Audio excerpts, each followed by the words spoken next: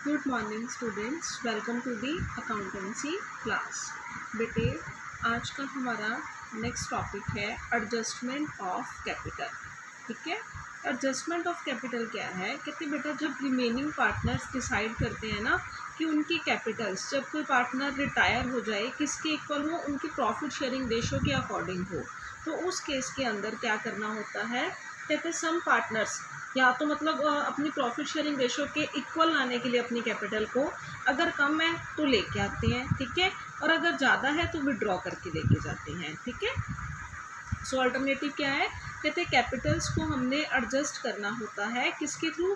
Through partners current account. ठीक है, so the Capitals can be adjusted in any of the following cases. ठीक है, तो इसके बेटा वेज दिए हुए हैं कि किस किस तरह से हम अपनी कैपिटल को एडजस्ट कर सकते हैं। तो बेटा मैं आपको सबसे पहले केस नंबर फर्स्ट करवाऊंगी, when total capital of the new firm is given. जब न्यू फर्म की टोटल कैपिटल जो है वो आपको ऑलरेडी गिवन है, तो इस केस के अंदर हम क्या करेंगे?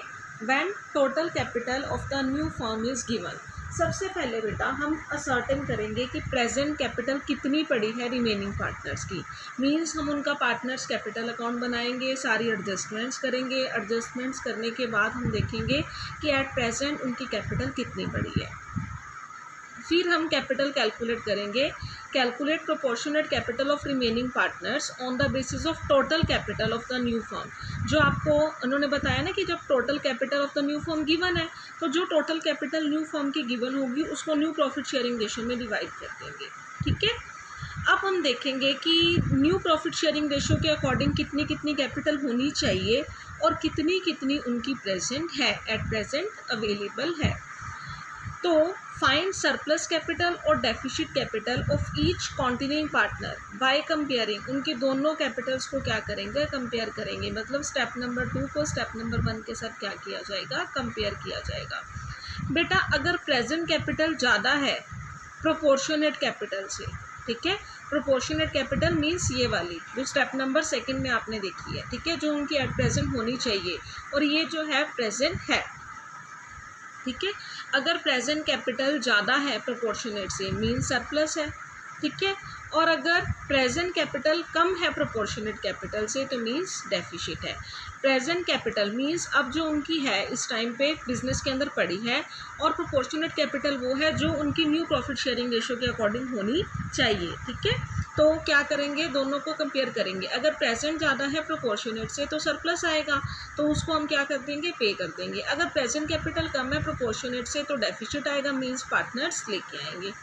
So adjust the surplus capital by paying or by transferring it to the credit side of the current account of the concerned partner। ठीक है, और इन केस डेफिसिट है, ठीक है, अगर तो इन केस के अंदर क्या है? डेफिसिट है, तो अमाउंट ऑफ डेफिशिएंसी वो कंसर्न पार्टनर लेकर आएगा।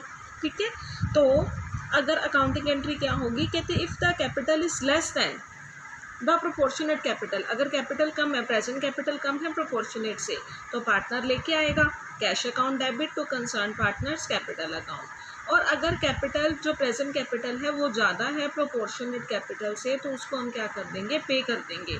पे करेंगे तो कैश जाएगा ना, तो जिस पार्टनर की ज़्यादा है concern partner's capital account debit to cash account. ठीक है, सो कहते हैं अनलेस एग्रीड अदरवाइज, अगर कोई भी आपको कुछ भी नहीं लिखा हुआ, ठीक है, तो ये किस तरह से एडजस्ट किए जाएंगे? थ्रू कैश और बैंक अकाउंट। करंट अकाउंट के थ्रू फिर वो एडजस्ट जो है वो नहीं होंगे।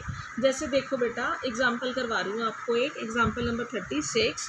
तो क्या दिया हुआ है? कहते X Y and Z were partners sharing profits and losses किस रेशो में शेयर कर रहे हैं? 4:3 के अंदर।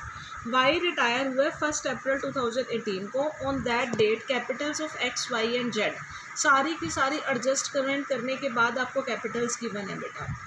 टोटल कैपिटल भी आपको गिवन है 28,000, और ये आपको न्यू रेशो दे दी 5/8 और 3/8। 28,000 को 5/8 और 3/8 के अंदर डिवाइड कर दो। ठीक है, और जो भी आपने एडजस्टमेंट करनी है वो कैसे करनी है? या तो पे करके या लेके आएंगे, मीन्स कैश के थ्रू। तो देखो बेटा 28,000 फर्म की कैपिटल गिवन है आपको, ठीक है, तो आपने इसको न्यू रेशो में डिवाइड करो। सबसे पहले 28,000 को न्यू रेशो में 5/3 में डिवाइड कर दिया, कितना आया? 17,500 और 10,500। बेटा ये प्रोपोर्शनेट कैपिटल है, प्रोपोर्शनेट। ठीक है, ये प्रोपोर्शनेट है और ये प्रेजेंट है एक्स और जेड की, ठीक है, प्रेजेंट कैपिटल एक्स और जेड की 19,650 और 9150, ये दोनों उनकी प्रेजेंट कैपिटल है, ठीक है। तो हम क्या करेंगे, डिफरेंस निकालेंगे। देखो बेटा, जो प्रेजेंट कैपिटल है, जो प्रोपोर्शनेट कैपिटल है वो कम है और प्रेजेंट कैपिटल क्या है, जो एग्जिस्ट कर रही है वो क्या है, ज़्यादा है। तो ठीक है, तो इसको क्या करेंगे, एक्स को हम पे करेंगे, एक्स का तो सरप्लस आ गया, एक्स को तो पे करना पड़ेगा क्योंकि एट प्रेजेंट इनका इतना होना चाहिए, पर है कितना 19,650, तो हम इसको पे करेंगे। और जेड का बेटा प्रोपोर्शनेट कैपिटल कितनी है, 10,500, पर पड़ी कितनी है 9150, मीन्स जेड लेके आएगा कितना 1350। तो एक्स को पे करेंगे, X capital account debit to cash account, और वाई जो जेड जो है वो लेके आएगा तो कैश अकाउंट डेबिट टू जेड्स कैपिटल अकाउंट, ठीक है। क्योंकि इसका जो है प्रोपोर्शनेट कैपिटल कम है, ठीक है, according to new profit sharing ratio के अकॉर्डिंग इतनी होनी चाहिए, पर है कितनी 19,650, तो इस केस में इसको पे कर दिया जाएगा। इसकी न्यू प्रॉफिट शेयरिंग रेशो के अकॉर्डिंग 10,500 है, ठीक है, पर एट प्रेजेंट कितनी पड़ी है 9150, मीन्स ये लेके आएगा तो कैश अकाउंट डेबिट टू जेड्स कैपिटल, ठीक है। ये था क्वेश्चन जब आपको total capital of the firm, जो न्यू फर्म है वो ऑलरेडी गिवन है, ठीक है, when total capital of the new firm is given, ठीक है। सो आज के लिए बेटे इतना ही। Thank you students, good bye.